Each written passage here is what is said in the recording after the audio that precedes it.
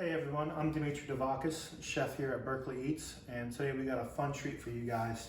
We were actually inspired by our Elf on the Shelf buddy here who was roasting marshmallows last night. So we're gonna go ahead and make some homemade marshmallows today. The first thing you wanna do is bloom your gelatin. What we have here is 3 envelopes of gelatin, and it's gonna go right into our mixer. Where can you find gelatin? Gelatin's available in any grocery store. It's usually in the baking aisle right next to the Jell-O and the puddings. So to that, we're gonna add 1/2 cup of cold water. And we're just gonna let that sit for about 5 minutes or so. Meanwhile, we're gonna start over here on our stove. We're gonna take 2 cups of granulated sugar, 1/4 cup of water, and 2/3 of a cup of light corn syrup.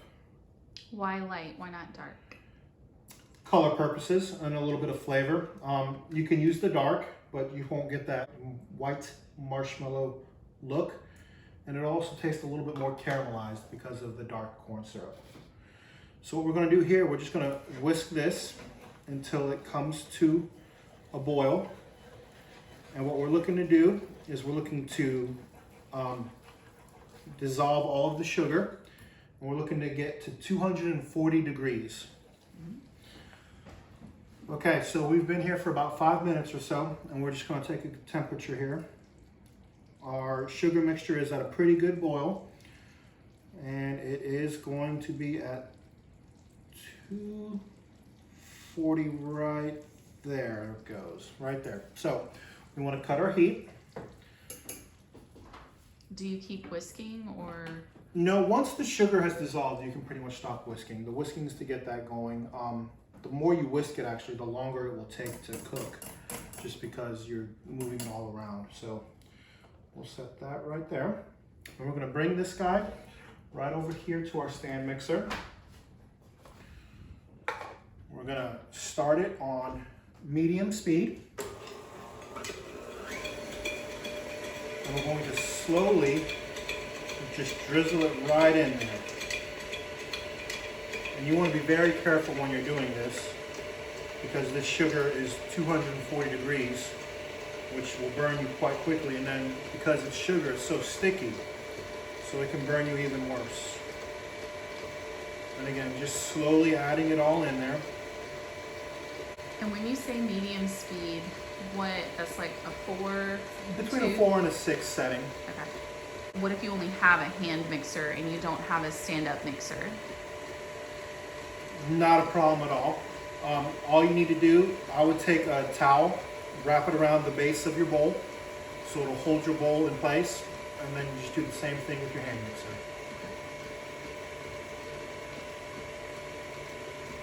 All right, and that is all of our syrup. At this point, we want to add our flavoring agents, which we're going to use 1 tablespoon of vanilla extract. What other flavors would you add possibly to that? You can really add anything you want. Some peppermint would be delicious. I know some places I've seen some lemon or other citrus. If you want to do like an almond extract, that would work as well. Okay. And then you can always add more flavorings here. I'll show you a little bit later with your sugar options. But we're also going to add just a pinch of kosher salt just to help bring out the flavor of everything. And at this point, we're just going to let this run for about 10 minutes. At this medium speed, it will form, it'll about double in size and become nice and light and airy. And it'll form some soft peaks. So we'll do that right now. So as you can see, we're about halfway through, about 5 minutes through our whipping time, and it's already starting to lighten up in color and rise in volume. We got about another 5 minutes or so here. Okay, so it's been about 5 minutes since we last looked at this. I turned the mixer up to number 6 just to help form it a little bit quicker. And I think we're at the point where we need to be, so we're gonna go ahead and turn it off. Lift it up here. And you can kind of see what I'm talking about when I say loose peaks here.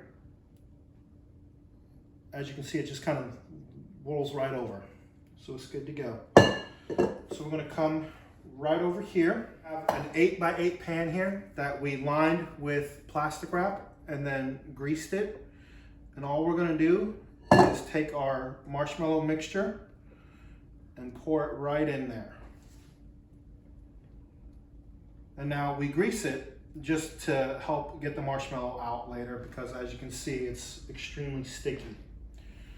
So we have a little spatula here, rubber spatula, and all we're gonna do is pour this guy right in here.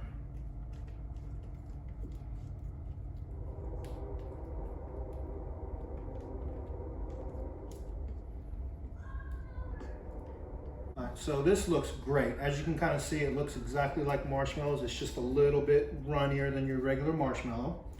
You can see that nice glossy finish, that nice shine on there. And all we're gonna do is take our spatula and just kind of work it into the corners so we get a nice even layer.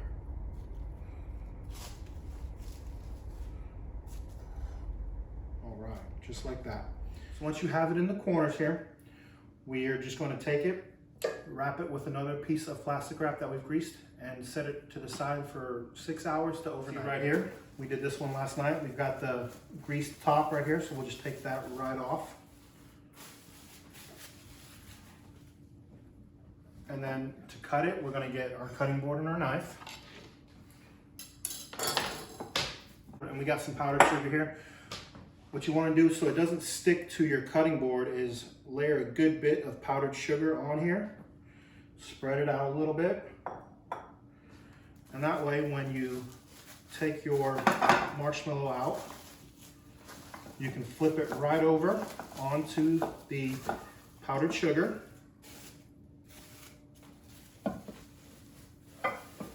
Pull that guy right off there. Nice and easy. Beautiful. And then you can go to town cutting it however you want. We're gonna do some nice good squares. So you want a really sharp knife for this, and you're just gonna go straight down.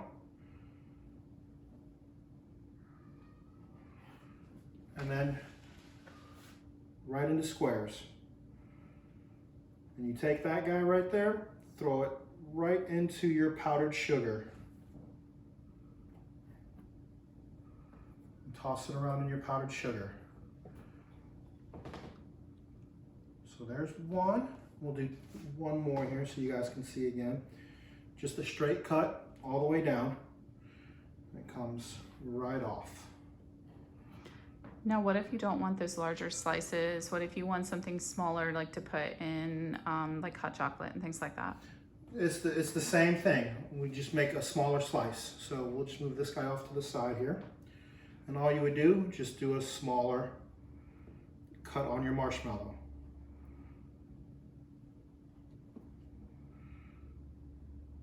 So it's kind of like working with Jell-O in a way.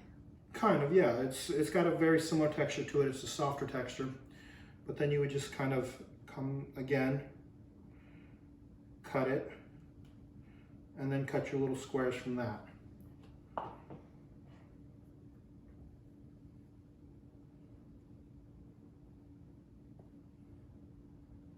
Such as this little guy right here. And you can do that with pretty much anything you want. If you want to do circles and shapes, you can do that with cutters. So there you have it. That's our homemade marshmallows. Again, my name is Dimitri Devox with Berkeley Eats. These would be fantastic with our hot chocolate boards, which we have available on our website. So just come visit us, and we'll see you next time.